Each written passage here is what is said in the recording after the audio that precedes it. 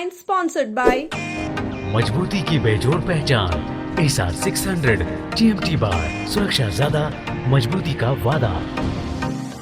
Electric उपकरणों में 38 वर्ष पुराना नाम अनीता इलेक्ट्रिक स्टोर और अब नए रूप व फ्लेवर में आपकी सेवा में तत्पर है। हमारा पता बाभनटोली मोड़, Giridih. Crest Care multi specialist hospital, Dwarpahari road, Chamua थाना के निकट, गिरिडीह। प्रदीप इलेक्ट्रिक स्टोर्स की नई पेशकश प्रदीप सेल्स। विश्व स्तरीय fancy lights, electronic items, Damro का फर्नीचर समेत अन्य इलेक्ट्रिक उत्पाद। पता मकतपुर रोड, गिरिडीह। मुफस्सिल थाना क्षेत्र के सिहोडीह में यात्री बस की चपेट में आए युवक की हुई मौत। धनबाद जाने के क्रम में तोड़ा दम, परिजनों का रो रो कर हुआ बुरा हाल। मुफस्सिल थाना पुलिस ने घर में बंद महिला पुरुष को किया गिरफ्तार। पत्नी की शिकायत पर पहुंची थी पुलिस। शिकायतकर्ता महिला ने अपने पति को दूसरी महिला पर बहलाने फुसलाने का लगाया आरोप। पीटीओ के नेतृत्व में मुफस्सिल थाने के समक्ष चलाया गया वाहन जांच अभियान। हेलमेट नहीं पहनने वालों को काटा गया चालान। और गिरिडीह जिला कार्यालय में झामुमो पार्टी की हुई बैठक। खाली हुए गांडे विधानसभा सीट को लेकर हुई चर्चा। संगठन को मजबूत करने पर दिया गया जोर।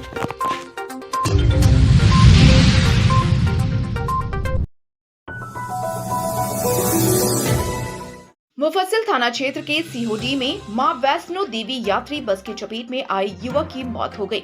24 वर्षीय अजय कुमार वर्मा सिहोडी मुख्य मार्ग में बस की चपेट में आने से गंभीर रूप से घायल हो गया था, जिसको आनन फानन में स्थानीय लोगों के द्वारा गिरिडीह सदर अस्पताल में भर्ती करवाया गया। लेकिन उसकी गंभीर स्थिति को देखते हुए चिकित्सकों ने घायल अजय कुमार वर्मा को धनबाद रेफर किया था, लेकिन धनबाद पहुंचने से पहले ही उसने दम तोड़ दिया, जिसके बाद मृतक के शव को परिजन लौटाकर गिरिडीह सदर अस्पताल आ गए। घटना के बाद परिजनों का रो रो कर बुरा हाल है।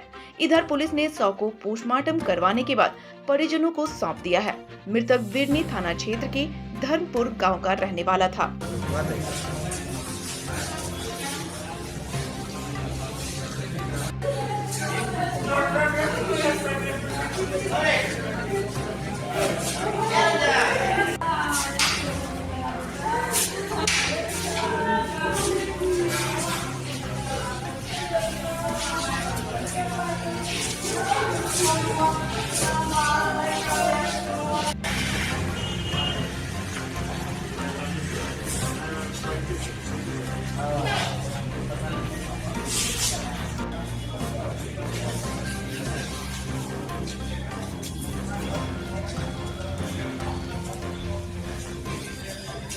कुमार वर्मा है, पिता कैलाश कुमार। ये धर्मपुर बिरनी प्रखंड का रहने वाला है ना। ये मेरा भाई लगता है। तो ये जा रहा था, मतलब कि जो नया पुल है, नया पुल से आपका उधर की कॉलेज मोड़ की साइड जा रहा था। तो अपोजिट साइड से, दूसरे साइड से जो बस आ रही थी, वो ओवरटेक करने के क्रम में इसको मतलब कि गलत दिशा में आके अनियंत्रित हो करके राइट साइड आकर के एकदम मार दिया।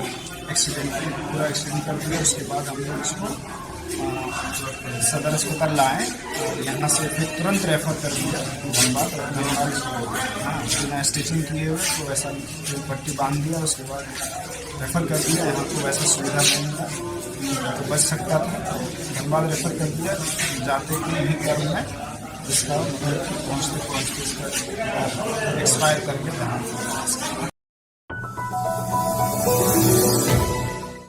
गांव तीसरी मुख्य मार्ग के विद्युत कार्यालय गांवा के समीप बाइक दुर्घटना में घायल गांवा निवासी प्रमोद स्वर्णकार के 14 वर्षीय पुत्र चंदन कुमार की मौत हो गई। चंदन गुरुवार की शाम घर से बाइक लेकर घूमने निकला था।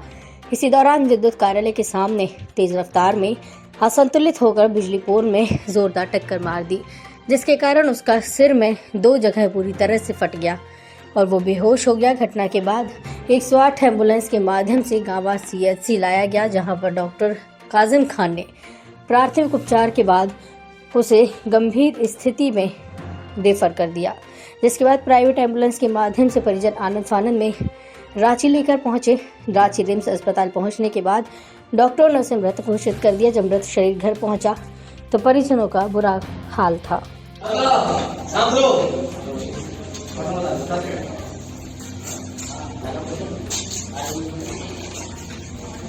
अरे साथ रहो। मुफस्सिल थाना पुलिस ने एक महिला की शिकायत पर सिहोडी नए पुल के समीप एक घर से शादीशुदा महिला और एक पुरुष को गिरफ्तार किया है। गिरफ्तार महिला पुरुष रिलेशनशिप में थे, जबकि शिकायत करने वाली महिला गिरफ्तार युवक की पत्नी बताई जा रही है। सिहोडी नया पुल के पास पुलिस के पहुंचते ही लोगों की भीड़ इकट्ठा हो गई। इसके बाद हाई वोल्टेज ड्रामा के बीच मुफस्सिल थाना पुलिस की टीम ने घर का ताला तोड़कर बंद कमरे से एक महिला और एक पुरुष को गिरफ्तार कर ले गई। इस संबंध में गिरफ्तार पुरुष की पत्नी ने बताया कि 8 साल पहले उसकी शादी हुई थी, जिससे उसके 2 बच्चे भी हैं, लेकिन लगभग 10 महीने से उसका पति दूसरे स्त्री के साथ रिलेशनशिप में था, जबकि वह महिला भी शादीशुदा है और पहले 2 बार दूसरे मर्दों से शादी कर उसे छोड़ चुकी है। अब उस महिला ने उसके पति को अपने प्रेम जाल में फंसा रखा है और महिला उसके पति को लगातार ब्लैकमेलिंग कर पैसे ऐंठ रही है। वहीं महिला ने बताया कि उसके पति से महिला संबंध तोड़ने के नाम पर रुपए की मांग कर रही थी। पैसा नहीं देने पर उसके पति को घर के अंदर बंधक बनाकर रखे हुए था। जब इसकी सूचना मिली तो वह गांडे से सिहोडी आकर अपने पति से मिलना चाहा, लेकिन उसको मिलने नहीं दिया गया। तब जाकर उसने पुलिस से मदद ली। फिलहाल पुलिस ने दोनों महिला पुरुष को गिरफ्तार कर थाने ले गई है और मामले की जांच पड़ताल कर रही है। हम उसकी पत्नी है। ये मेरा एक 3 साल का बच्चा है। ये मेरी 6 साल की बेटी है। वो लड़की उसको इतना परेशान कर रही है, उसको 1.5 लाख पैसा भी हम दिए हैं, फिर भी वो इसका पीछा नहीं छोड़ी। उसको यहाँ पे बुलाई और उसको अंदर घसीट के ले गई। अच्छा, लड़की का क्या नाम है? लड़की का नाम मनरिका है। वो 2 शादी छोड़ चुकी है। अच्छा, आप कहाँ के रहने वाले हैं? 12 साल के बच्चे हम गांडे हैं, रगतपुर के रहने वाले। आपके पति के साथ इनका कुछ चलता था क्या? इनका कुछ चलता नहीं था। ये बस पैसा के लिए इसको फंसा रही है। पैसा के लिए क्या? थाने में फैसला भी हुआ है, कागज भी बना है मेरा सारा, और कागज में लिखा है साफ कि अगर आप कुछ पवन मंडल मेरे साथ करता है तो इसमें पवन मंडल का दोषी नहीं है, वो साइन की है। अच्छा, पुलिस प्रशासन से क्या मांग करते हैं आप? हम सिर्फ यही मांग करते हैं कि अगर ये कुछ भी इंसाफ हो रहा है तो दोनों को जेल हो, और अगर प्रशासन बोल रहा है कि नहीं हम लड़का को जेल डालेंगे, लड़की को बाहर करेंगे, तो वो कभी नहीं होगा। और अगर ऐसा हुआ तो मेरे 3 बच्चा और हम लोग ट्रेन का पटरी में जान देंगे। हम बहुत दिन से बर्दाश्त कर रहे हैं इस चीज को। इसका बाप माँ जो है ना, लड़की का बाप माँ सिर्फ पैसा हम लोग से मांग रहा है बार बार की जो भी कुछ भी हो रहा है तो बोल रहे हमको पैसा चाहिए। 2 लाख दो, कभी 3 लाख दो, कभी 4 लाख दो। कितने दिन से ये मामला चल रहा है? बहुत दिनों से चल रहा है। अभी 1 साल हम इसके साथ अभी रखे, इसको कॉल करके यहाँ से बुला ली और उसके बाद इसको अपना घर घसीट के ले गई। अब बोल रही है पैसा दिलवा तब हम छोड़ेंगे, या तो हमसे शादी करो।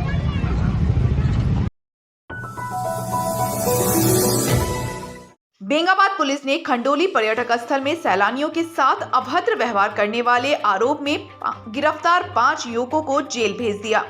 भेजे गए युवक में प्रकाश सिंह, मुकेश रविंद्र यादव, पप्पू यादव, महादेव यादव शामिल हैं। बताया गया कि बुधवार की शाम में खंडोली पर्यटक के पहाड़ी क्षेत्र में 5 युवक नशे की हालत में हो हल्ला कर रहे थे।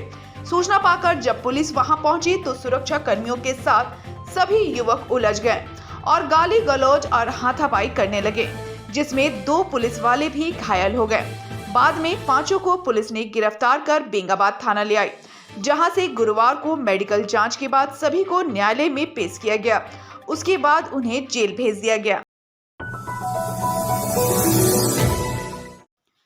तीसरी पुलिस ने थाना क्षेत्र के हेटली कन्हाई में अवैध पत्थर खदान संचालन मामले में लंबे समय से फरार चल रहे अभियुक्त वीरेंद्र विश्वकर्मा उर्फ वीरू विश्वकर्मा पिता स्वर्गीय बद्री विश्वकर्मा को गिरफ्तार कर गिरिडीह जेल भेज दिया।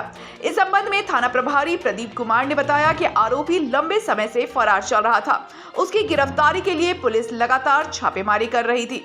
इसी बीच गुप्त सूचना के आधार पर वीरेंद्र विश्वकर्मा को कोडरमा जिला अंतर्गत नवलसाही थाना क्षेत्र के बछेडी से गिरफ्तार किया गया।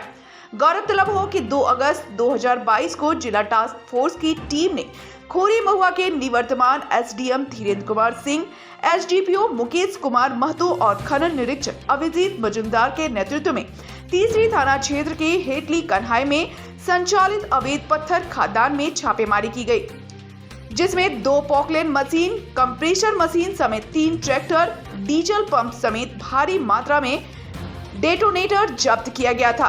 इसी मामले में पूर्व में ही कई आरोपियों को गिरफ्तार कर जेल भेजा जा चुका है।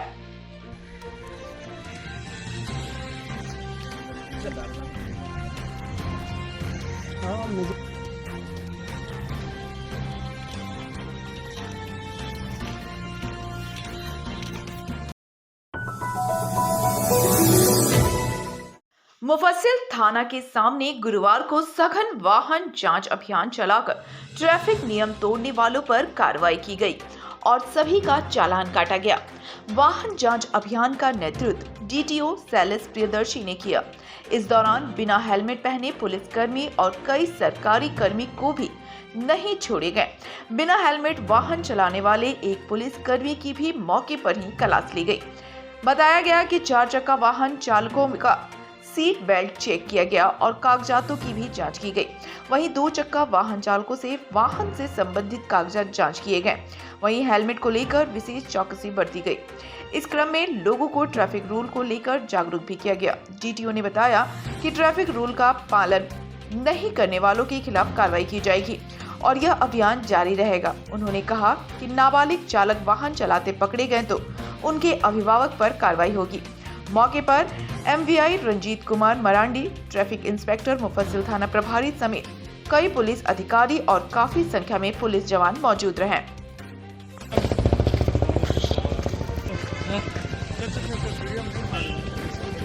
नजर आ रहे हैं।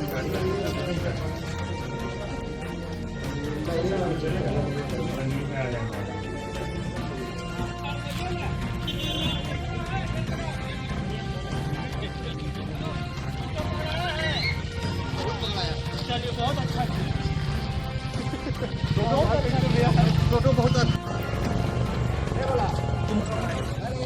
हेलो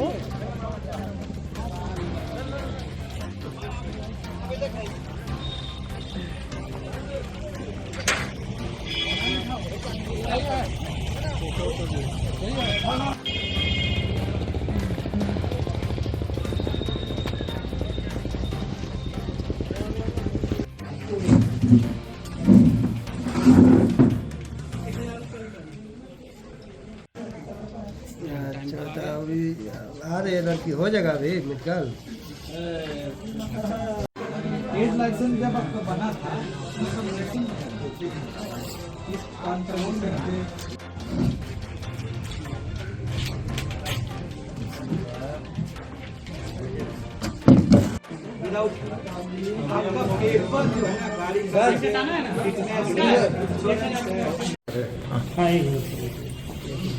जिला प्रशासन के निर्देश के आलोक में हम लोग अभी एक सड़क सुरक्षा की जागरूकता के तौर पे विभिन्न थानों में प्रति सप्ताह अभी एक जांच चलाएंगे, जिसमें कि लोगों को जागरूक किया जा रहा है कि वो हेलमेट पहन के चले। और अब तो जागरूकता का स्तर अब बढ़ाना भी है कि जो पीछे बैठे हुए हैं उनको भी हेलमेट लगाना है। आए दिन हम लोग देखते हैं कि जो 4 पहिया वाहन है उसमें लोग सीट बेल्ट लगाते हैं ड्राइवर, और उनके बगल में जो बैठे रहे तो वो नहीं लगाते हैं। बोलने से उन लोग फिर हम ही लोगों को समझाते हैं कि ये गलत है वो सही है। तो सबसे अनुरोध है कि वो अपने सुरक्षा के लिए और अपने परिवार की सुरक्षा के लिए सीट बेल्ट भी लगाए और हेलमेट लगा के चले। और ख़ासकर बाइक और स्कूटी वाले लोगों से भी अनुरोध है कि वो आगे और पीछे दोनों सवारी हेलमेट लगाए। उसमें उसके मेनली उस पर पेरेंट पर कार्रवाई होनी। पेरेंट को 3 साल तक की सज़ा, साथ ही साथ 25,000 रुपये जुर्माना, और जब तक नाबालिग बालिग नहीं हो जाता, 25 साल नहीं हो जाता, उसका कोई भी लाइसेंस नहीं बनेगा, उसका लर्निंग नहीं बनेगा। 25 साल की उम्र के बाद उसको लाइसेंस इशू किया जाएगा। ठीक। विधायक सरफराज अहमद के इस्तीफे के बाद गिरिडीह का गांडे विधानसभा के सीट को लेकर सरगर्मी बढ़ी हुई है। गांडे विधानसभा सीट पर उपचुनाव को लेकर सभी राजनीतिक दल संगठन के ढांचे को दुरुस्त करने में जुटे हैं। झामुमो की सीटिंग सीट रहने के कारण गांडे विधानसभा का ये सीट खास है, जिसे देखते हुए झामुमो गांडे विधानसभा के सभी प्रखंडों का पुनर्गठन कर बूथ लेवल तक संगठन को मजबूत करने में जुट गए हैं। गुरुवार को झामुमो जिला कार्यालय में गांडे विधानसभा क्षेत्र के प्रखंड अध्यक्ष, सचिव और जिला समिति सदस्य, केंद्रीय सदस्यों के साथ एक बैठक की गई। बैठक की अध्यक्षता झामुमो जिला अध्यक्ष संजय सिंह व संचालन जिला सचिव महालाल सोरेन ने की। बैठक में मुख्य अतिथि के रूप में गांडे के विधायक सुदेवी कुमार सोनू मौजूद थे। बैठक को संबोधित करते हुए विधायक ने कहा कि भाजपा का षड्यंत्र का जवाब मुख्यमंत्री हेमंत सोरेन दे रही हैं। इसी बाबत गांडे के विधायक डॉक्टर सरफराज अहमद ने अपना त्यागपत्र दिया है। गांडे के कार्यकर्ताओं पर भी उतनी जिम्मेदारी है कि भविष्य में अगर चुनाव का शंखनाद होता है तो केंद्रीय नेतृत्व के लिए यहां से रिकॉर्ड मतों से जीत हासिल कराने का काम करें। श्री सिंह ने कहा कि जल्द ही गांडे प्रखंड के साथ ही प्रखंडों का पुनर्गठन कर बूथ लेवल तक संगठन को मजबूत किया जाएगा। साथ ही गांडे विधानसभा के लिए कार्यकर्ता प्रशिक्षण शिविर का भी आयोजन किया जाएगा।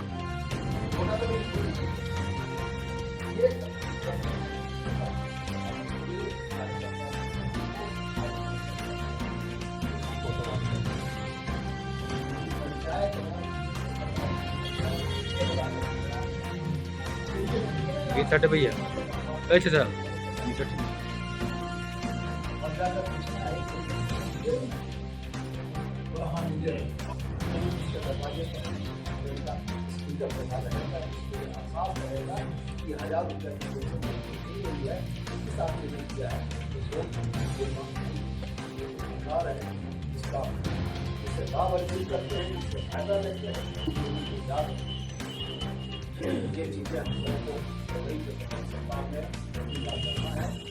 जिससे कि ये जो कमी है इस कमी को हम पाट सकें। हमारे कार्यकर्ताओं के पास ये जानकारी रहे कि उसके गांव के जितने लोगों को राज्य सरकार की 3 योजनाओं का लाभ हमको लगता है कि सबसे बड़ा लिटमस गांधी विधानसभा में इन चीजों का जो रिटर्न मिलेगा वो आगामी आम चुनाव से पहले लिटमस दिखा देगा। सरकार की योजनाओं को पहुंचा पा रहे हैं और उनको याद दिला पा रहे हैं, उनको बता पा रहे हैं कि राज्य सरकार की योजना है। मुक्ति मोर्चा जिला कार्यालय में वर्ष 2024 के आगमन के बाद पहली ये बैठक थी, क्योंकि पिछले 4-5 दिनों से राज्य में राजनीतिक परिस्थितियां जो उत्पन्न हुई थी, इसके फलस्वरूप केंद्रीय नेतृत्व के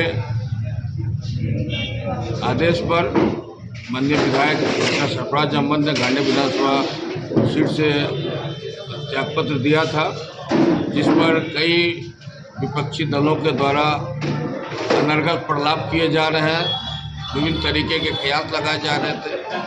उस पर कल विधायक दल की बैठक में विराम लग गया, क्योंकि कार्यकर्ता भी ये जानना चाहते थे कि ये परिस्थिति क्यों उत्पन्न हुई है। इसलिए गांडे विधानसभा के तमाम सक्रिय साथी प्रखंड अध्यक्ष सचिवों की एक बैठक थी, जिसमें सभी साथियों को माननीय विधायक सदर सुदेवी कुमार सोनू जी ने अवगत कराया नेतृत्व के निर्णय और माननीय विधायक डॉक्टर सरफराज अहमद का जो निर्णय था उसके लिए उनका आभार व्यक्त किया गया है। और गांडे विधानसभा के तमाम कार्यकर्ता पूरे मनोबल के साथ जो केंद्रीय नेतृत्व का जो भी निर्णय होगा उसके अनुरूप काम करने के लिए तैयार है। संगठन तैयार है। संवैधानिक प्रणाली में अगर निर्वाचन आयोग के द्वारा गांडे में आने वाले दिनों में चुनाव होता है तो संगठन के लिए तैयार है। ब्रेक के बाद आप तमाम दर्शकों का स्वागत है। झारखंड कोलियरी मजदूर यूनियन ने सीसीएल महाप्रबंधक कार्यालय के समक्ष अपनी मांगों को लेकर 1 दिवसीय धरना दिया। धरना कार्यक्रम की अध्यक्षता जेसीयूएमयू के तेजलाल मंडल और संचालन हरगौरी साहब ने किया। धरना में मुख्य अतिथि के तौर पर सदर विधायक सुदेवी कुमार सोनू मौजूद थे। उन्होंने धरने में शामिल लोकल सेल के मजदूर, ट्रक ओनर्स, विस्थापित व स्थानीय लोग को संबोधित करते हुए कहा कि सीसीएल से कोयला उत्पादन का विकास हो, इससे ऐतराज नहीं है, लेकिन स्थानीय मजदूरों, विस्थापितों को उनका हक नहीं मिलेगा तो कोयला उत्पादन और सारे कार्य ठप कर दिए जाएंगे। मजदूर और स्थानीय की मांग को अगर प्रबंधन अनसुना करेगी तो आंदोलन की राह पर हम उतरेंगे।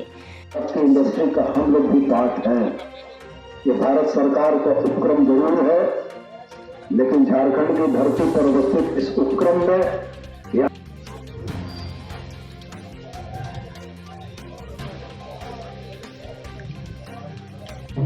हमारे मुख्य अतिथि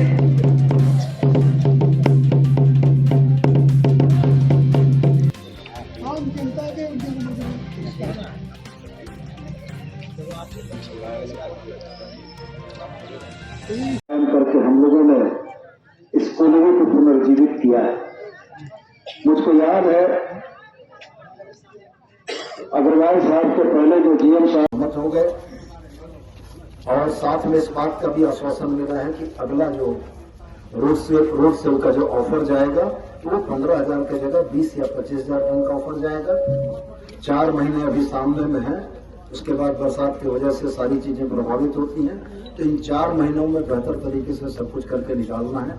विस्थापितों के सवाल पर एक सूची जेसीएमयू की तरफ से प्रबंधन को दी जाएगी और उन विस्थापितों को रोजी रोजगार में जोड़ने का काम प्रबंधन करने पर सहमत है। तीसरा एक महत्वपूर्ण मांग हम लोगों का यह था कि आउटसोर्सिंग कंपनी में स्थानीय लोगों को रोजगार मिले, इसकी व्यवस्था को सुनिश्चित करना है। पीओ साहब की तरफ से यह आश्वस्त किया गया है कि जेसीएमयू के हमारे अगुआ साथियों को वहां कार्यरत तमाम कर्मियों का सूची उपलब्ध करा दिया जाएगा। उसमें वो देख लेंगे कि स्थानीय लोग वहां पर काम कर रहे हैं अथवा नहीं, और अगर स्थानीय लोग नहीं हैं तो उन स्थानीय लोगों को वहां पर रखने का प्रयास किया जाएगा। और इसके बाद भी किसी भी तरह का गतिरोध अगर आता है तो प्रबंधन के साथ वार्ता करके उसको सुलझाने का प्रयास किया जाएगा। बहुत बहुत धन्यवाद साहब के चलते। वहीं धरना कार्यक्रम के बाल विधायक की अध्यक्षता में प्रबंधन के साथ वार्ता हुई, जिसमें सीसीएल प्रबंधन के जीएम वी चौधरी व परियोजना पदाधिकारी एसके सिंह ने लोकल सेल के लिए गुणवत्तापूर्ण कोयला डंप करने सहित सभी मांगों पर सहमति देते हुए हर संभव मदद और साथ साथ चलने की बात कही, जिसके बाद आगामी 6 तारीख को चक्का जाम कार्यक्रम को स्थगित कर दिया गया और बताया गया कि मजदूरों के हितों को लेकर यूनियन सदा अपनी आवाज बुलंद करती रहेगी और हकमारी होने पर हम विरोध भी करेंगे। फिलहाल हमारी मांगों पर सफल वार्ता हुई है, आगे भी हम मजदूरों के हितों की आवाज को बुलंद करते रहेंगे।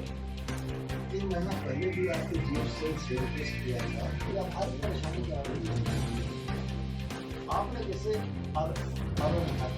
एक महीना पहले भी आपकी जीएम से रिक्वेस्ट किया था कि आप हर परेशानी के आरोप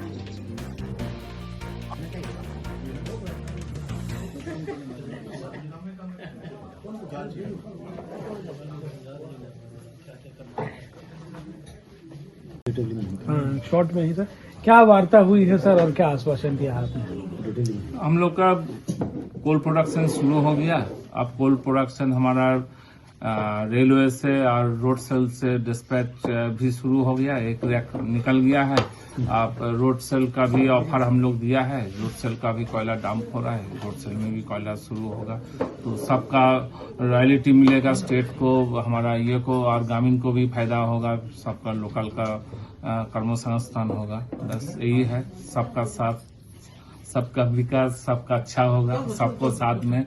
हमारा एमएलए साहब को भी धन्यवाद जे ना सब आए, सबको एक समन्वयता करके बैठक कर किया। उद्घाटन का दिन में भी उन्होंने थे, तो हम लोग सब एक साथ में चलेंगे, सबको लेके ही हम लोग को चलना है। ठीक। आज यूनियन के द्वारा प्रदर्शन भी किया गया है, विभिन्न मांगों को लेकर बैठक की गई है सर, कई दिनों से मांग थी। कई एक तरह की मांग थी, चूंकि आउटसोर्सिंग का उत्पादन हाल के दिनों में शुरू हुआ है, तो पुरानी व्यवस्था और नई व्यवस्था में कुछ त्रुटियों को लेकर प्रबंधन और कोयला मजदूरी यूनियन ट्रक ओनर एसोसिएशन के बीच में कुछ संशय था। आज उस संशय को हम लोगों ने दूर कर लिया है। 15,000 टन का ऑफर कोयले के द्वारा रोड सेल के लिए दिया गया है, जिसमें प्रबंधन की तरफ से यह कहा गया है कि 15,000 टन निश्चित रूप से कोयला डंप को मिलेगा, रोड सेल प्रभावित नहीं होगी, इसका ध्यान प्रबंधन रखेंगे। और उधर जो साइडिंग से जो कोयला जा रहा है पावर सेक्टर को, वो भी बदस्तूर जारी रहेगा। इसके अलावा विस्थापित के कुछ मुद्दे थे, इसके अलावा आउटसोर्सिंग में जो कार्यरत है यहाँ कंपनी, उनमें झारखंड सरकार का स्थानीय लोगों के रोजगार के नियम को लागू करने का था। पीओ साहब उन तमाम कर्मचारियों की सूची हमारे जेसीएमयू के साथियों को उपलब्ध करा देंगे। हमारे साथी भी इस बात को देख लेंगे कि 75% स्थानीय लोगों को रोजगार देने के नियम का अनुपालन हो पा रहा है अथवा नहीं। और मोटे तौर पर कहानी यही है कि गिरिडीह कोयलरी का हम लोग भी एक हिस्सा हैं, जेसीएमयू भी हिस्सा है, हम भी हिस्सा हैं, और तमाम लोग चाहते हैं कि गिरिडीह कोयलरी बेहतर चले, अच्छा उत्पादन करे और यहाँ के लोगों के चेहरे पर खुशहाली हो। और इसमें कोयलरी प्रबंधन, JCMU, truck owner association, DO holder, तमाम लोग आपस में एक समन्वय स्थापित करके बेहतर तरीके से काम करेंगे। एनडीआरएफ टीम बिहटा के द्वारा केमिकल, बायोलॉजिकल, रेडियोलॉजिकल और न्यूक्लियर इमरजेंसी से संबंधित मॉक ड्रिल का अभ्यास गिरिडीह स्टेडियम में किया गया। इस दौरान किसी भी आपदा से निपटने हेतु कई जानकारियां दी गई। अभ्यास की शुरुआत आपातकालीन अलार्म के साथ हुई। अलार्म बजते ही कुछ क्षणों में प्रभावित इलाकों में पीड़ितों को निकालने के लिए एनडीआरएफ टीम मौके पर पहुंची। फिर एनडीआरएफ की टीम ने जानकारी जुटाकर स्थिति का आंकलन किया एवं इसके साथ ही ऑपरेशन बेस, मेडिकल पोस्ट और कम्युनिकेशन पोस्ट तैयार किया। इसके बाद टीम ने खतरे की जांच कर ऑपरेशन शुरू किया। एनडीआरएफ रिकवरी टीम द्वारा रेडियोलॉजिकल डिस्पर्सल डिवाइस स्रोत को सील कर दिया गया। बचाव दल ने सीबीआरएन सूट की मदद से प्रभावित पीड़ितों को निकाला। उसके बाद पीड़ितों और बचावकर्ताओं की परिशोधन प्रक्रिया को अंजाम दिया गया। इस अभ्यास के दौरान रेडिएशन की जांच की गई तथा रेस्क्यू करने वाले लोगों की भी रेडिएशन की जांच की गई। इसके अलावा टीम कमांडर द्वारा इंसिडेंट कमांडर को पूरे अभ्यास की विस्तृत जानकारी दी गई। मौके पर उपरोक्त के अलावा उप विकास आयुक्त, जिला जनसंपर्क पदाधिकारी, sergeant major, assistant commandant, inspector Ram Kumar, inspector Suraj Kumar, स्कूली बच्चे व अन्य संबंधित अधिकारी मौजूद थे। इस बाबत उप विकास आयुक्त ने कहा कि किसी भी रासायनिक, केमिकल एवं बायोलॉजिकल आपदा के दौरान घायल व चोटिल व्यक्तियों के अमूल्य जीवन की रक्षा करना, सभी रिस्पॉन्स एजेंसियों का रिस्पॉन्स चेक करना व सभी स्टेक होल्डर्स के बीच आपसी समन्वय स्थापित करना होता है। मॉक एक्सरसाइज का उद्देश्य सभी हितधारकों के बीच समन्वय बनाना, उपचारात्मक उपाय करना, संसाधनों की दक्षता की जांच करना और प्रतिकूल स्थिति में बचाव कार्यवाही को परखना था, जिससे किसी भी सीबीआरएन आपदा के दौरान कार्रवाई करते हुए बहुमूल्य मानव जीवन को बचाया जा सके। वहीं एनडीआरएफ टीम के इंस्पेक्टर रामकुमार सिंह ने बताया कि रासायनिक, जैविक व रेडियोधर्मी आपदा होती हैं, जिसके विषय में जानकारी ही बचाव का मूल मंत्र है। इस मॉक ड्रिल अभ्यास द्वारा खोज, राहत व बचाव कार्य के संचालन में आने वाली कमियों की समीक्षा कर उन्हें दूर करना भी है और समय समय पर इस तरह के मेगा मॉक अभ्यास द्वारा महत्वपूर्ण जीवन की रक्षा की जा सके।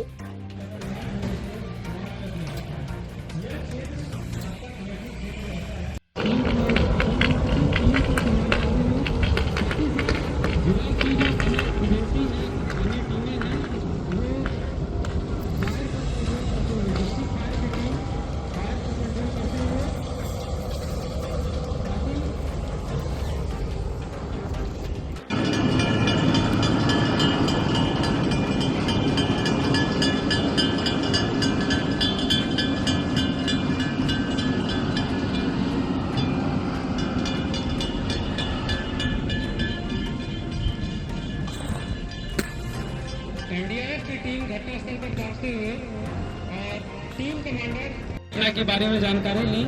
उनको ये सूचना मिलती है कि यहाँ पर आग लगी हुई है, तो वो घटनास्थल पर पहुंचते हैं और आग पर डिस्ट्रिक्ट फायर की टीम साहिबान, आप अपनी नजर दाहिने ले जाएं, जहां से एनडीआरएफ की एक टीम पूरे साजो सामान के साथ घटनास्थल पर पहुंच रही है।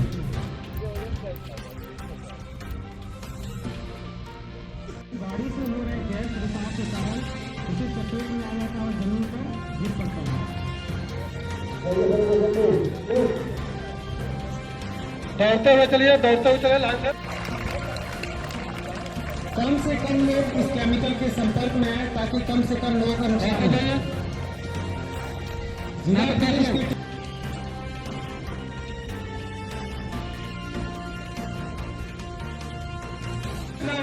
जिला पुलिस या फिर नजदीकी जो पुलिस स्टेशन है उसको इन्फॉर्म करता है कि यहाँ पर आप जल्द से जल्द आए और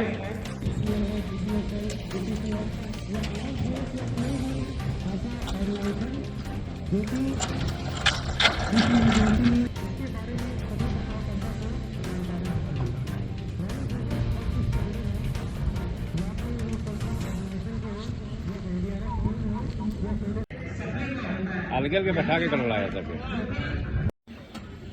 जिस जगह से गैस का लीकेज हो रहा है उसको सीढ़ी रखी है ताकि और भी लोग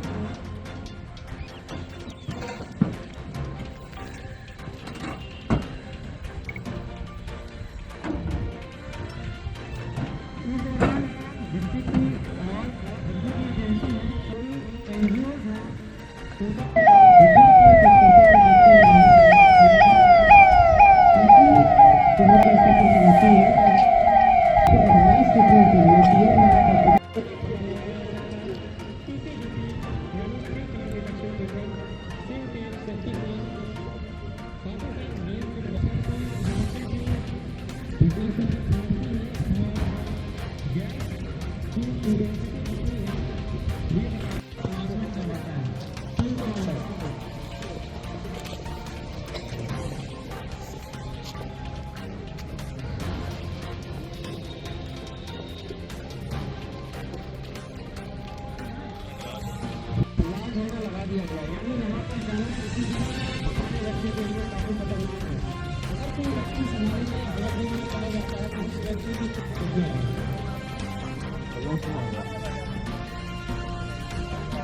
और ऐसा लग रहा है कि कुछ ही घंटे बाद उसकी जान जा सकती है, तो बिना डिकॉल किए हुए उस ट्रीटमेंट के लिए रेफर किया जाएगा, जो कि अभी आपके सामने दिखाया जा रहा है।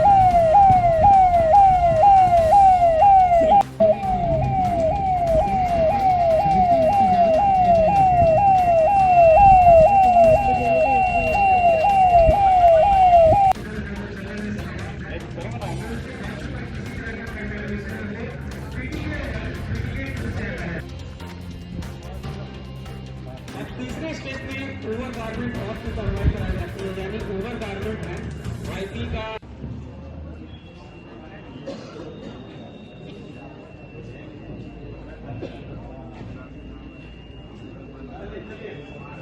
CBRN that stands for Chemical, Biological, Radiological and Nuclear exercise local administration district में ऑर्गेनाइज किया गया। इसका उद्देश्य लोगों को मैक्सिमम जागरूक करना है कि अगर कोई भी हादसा हो जाता है तो उसका सीक्वेंस ऑफ एक्शन क्या होगा। आपने देखा कि टैंकर पलट जाता है जिससे क्लोरीन गैस का लीकेज होता है और उसका डिस्ट्रिक्ट एडमिनिस्ट्रेशन द्वारा 9 बटालियन NDRF को सूचित किया जाता है। फर्दर हमारी टीम कम से कम समय में, जो कि जनरली 15 से 20 मिनट का समय होता है, मौके पे पहुंचती है और अपनी कार्रवाई करते हुए सबसे पहले स्पिलेज को बंद करती है, फिर उसके बाद एरिया को मार्क करती है और फिर रिकॉन की कार्रवाई करके विक्टिम को तुरंत इवैक्यूएट करती है। और सर जो NDRF का और जो ये रहता है एक्टिविटी अपना किसी भी बड़े घटना को रोकने के लिए बहुत सारी ऐसी घटनाएं रहती हैं जिसमें जानकारी लोगों को नहीं होता है, जैसे प्राकृतिक आपदा वगैरह। बिल्कुल सर, ऐसा है। हमारा एक कंट्रोल रूम है जो 24/7 365 डेज एक्टिव रहता है। हमारा वो नंबर आप मैक्सिमम से मैक्सिमम लोगों को शेयर करिए सो दैट कि कोई भी हादसा होने पे हमको तुरंत जानकारी हो और हम उसको टाइमली रिएक्ट कर सकें, सो दैट कि मैक्सिमम लाइफ को बचाया जा सके। धनवार के पूर्व विधायक राजकुमार यादव ने खरसान पैक्स धान अधिप्राप्ति केंद्र का उद्घाटन फीता काटकर किया। मौके पर उन्होंने सभी किसानों को अपना धान पैक्स में लेकर आने की अपील की। उन्होंने किसानों से कहा कि 2300 रुपए प्रति क्विंटल की दर से धान पैक्स में जमा करें।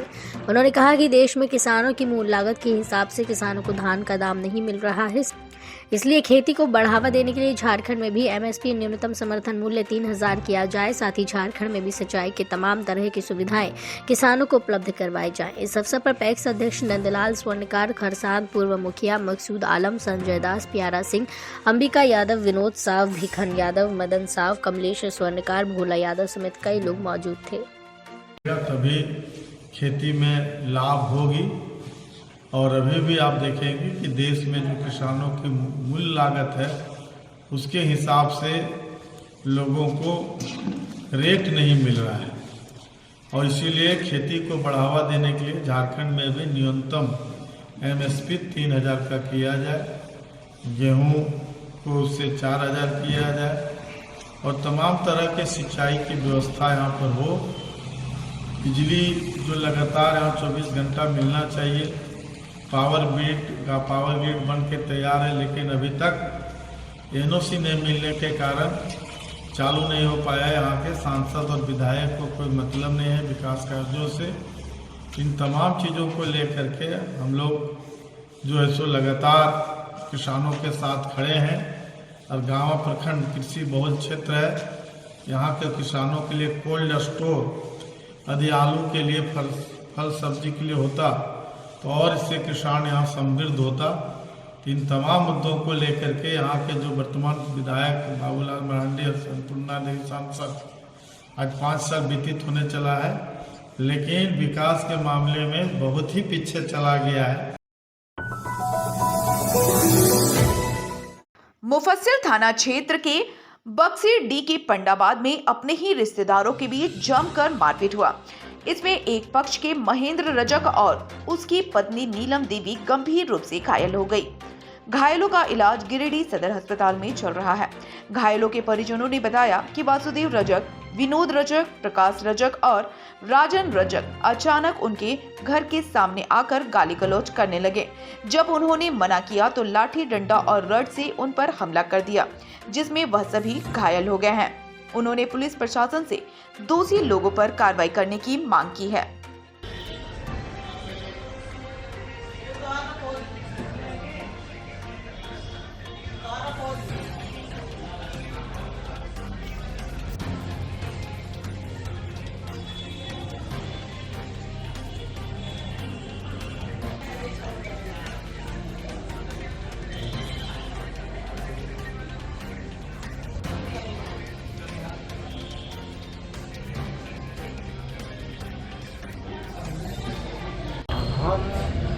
रहते हैं खंडिया में, और मेरा घर के सामने आके मेरा चचेरा भाई है, हमारा भाई के ऊपर आके बगल में उसका नीम का पेड़ है, वहाँ पर आके उन लोग गाली गुलज करने लगा। तो मेरा भाव निकला, तुम लोग क्यों गाली दे रहा भाई? बोला तुमको दे रहे हैं। मेरा भाई सुना, मेरा परिवार को गाली दे रहा, भैया क्यों गाली दे रहा? इतने में तो उन लोग हाथापाई पूरा लग गया, मारामारी हो गया। कौन लोग कर रहा था? और बाजदे था, और हाँ उसका पूरा फैमिली था। तो किस लिए झगड़ा किस लिए कर रहा था वो? झगड़ा किस लिए? हम लोग देखे, उसका बेटा कलकत्ता में काम करता था, लड़की लेकर आया है। हम लोग है धोबी जात, हम लोग का लड़की है, उसका पास एक भी लड़की नहीं। वो बोलता है हमारा लड़का कुछ भी करे, हमको कोई मतलब नहीं। तो हम लोग बोले भाई तुम लोग सेठ रहो, हम लोग अपना सेठ रहते हैं, हम लोग तुम लोग से कोई ताल्लुक नहीं है, न खाना पीना न शादी ब्याह में आना जाना करना है, हम लोग सेठ में रहते थे। झगड़ा कारण यही है? झगड़ा का मेन मुद्दा यही है। तो रात में क्या हुआ फिर? रात में उन लोग हमला कर दिया, मार दिया रड से। क्या क्या था उन लोग के पास? रड था, लाठी था, देखे भुजाली था। कितना लोग घायल हैं? 2 आदमी घायल है। कहाँ चोट लगा? मेरा बच्चा है, वो तो खैर लगा है, ईटा चलाया तो उस घर में न उसको लाए हैं। बच्चा छोटा बच्चा है, उससे भी इंक्वायरी कर सकते हैं।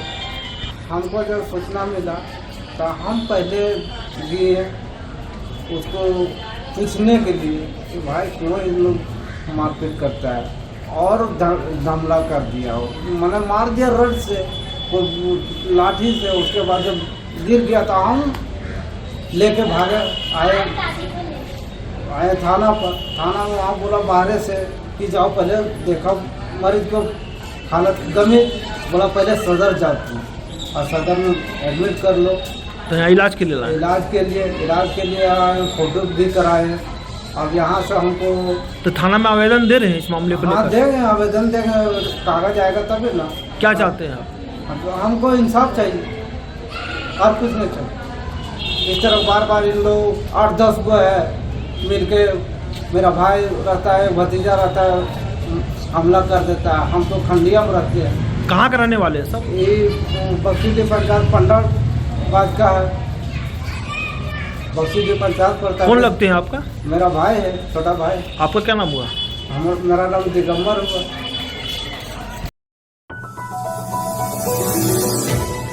तो ये था हमारा आज का अंक। अगले अंक में फिर से होगी मुलाकात कुछ ताजा तरीन खबरों के साथ। तब तक के लिए दीजिए पूरी टीम को इजाजत। नमस्कार।